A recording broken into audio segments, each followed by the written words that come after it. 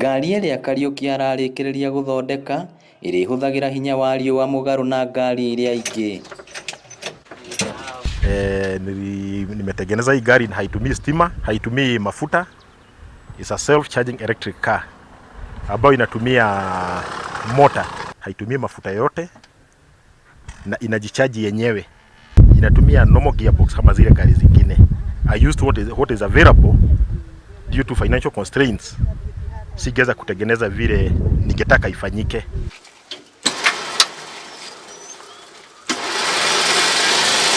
Kũringana na Kariuki, ngari ĩno ĩrĩthiaga kilomita 120 o ithaa rĩmwe na mĩthondekete kwa ihinda rĩa mĩeri 8 rĩu. Itanya inene arĩ atĩ arĩkia nĩ agetĩkĩrio kũmĩtwarithĩria barabara-inĩ cia mũingĩ.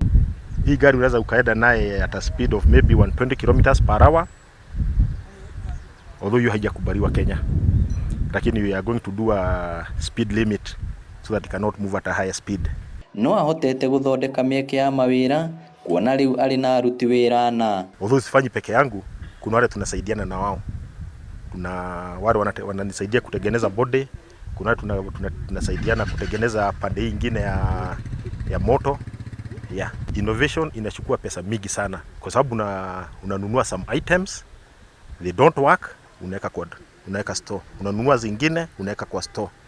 Unaenda unachukua loan, kama sasa niko na loans mingi sana trying to achieve my dream. I've not been able to pay. Ngĩribotera Inooro TV, rĩtwa rĩakwa nĩ Victor Kĩnothia.